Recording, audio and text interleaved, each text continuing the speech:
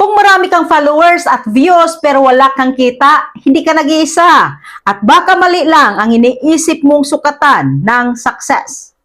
Marami ang naniniwala na kapag maraming followers, maraming views, viral ang content, automatic daw may pera. Pero ito ang totoo. Hindi lahat ng views ay monetizable.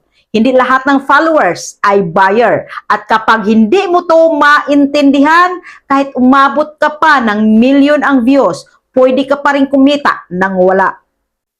Views doesn't mean revenue. Unang katotohanan ito. Ang views ay atensyon, pero ang revenue ay intention.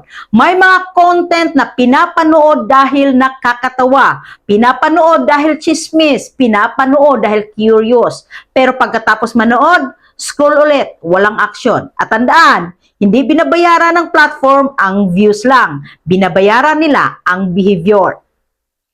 Main point to, followers na hindi target market. Ito ang malaking dahilan kung bakit hindi monetize. Pwede kang maraming followers pero hindi sila buyer. Hindi sila interesado sa content mo. Hindi sila nasa tamang bansa para sa ads. Hindi sila engaged sa content mo. Kaya kahit dumami ang number, walang pumapasok na income.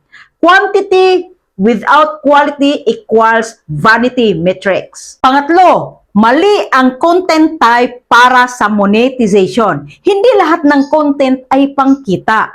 May content na pang-viral lang, pang-entertainment lang, pang-awareness lang. Pero walang call to action, problem solving, and trust building. At kung walang tiwala, walang kita. Main point 4, walang system, umaasa lang sa platform. Ito ang pinaka-critical. Kapag wala kang produkto, wala kang offer, wala kang funnel, wala kang strategy, hindi value ang content mo, umaasa ka lang sa stars, bonus, ads, at kapag nawala o bumababa yan, bagsak ang earnings mo.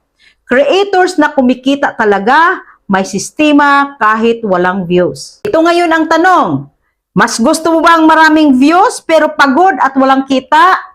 O konting views pero may pumapasok na pera araw-araw? Kasi sa totoo lang, hindi lahat ng viral ay profitable. Pero lahat ng profitable may strategy. Kaya kung content creator ka, huwag ka lang mag-focus sa followers, sa views, o sa likes. Mag-focus ka sa tamang audience, tamang content, tamang offer, tamang system. Dahil sa dulo, hindi dami ang nagpapayaman, kundi direksyon. Kung umabot ka hanggang dito, ibig sabihin ready ka na. Hindi lang sumikat, kundi kumita. Natulungan ba kita? Please like, follow, and share.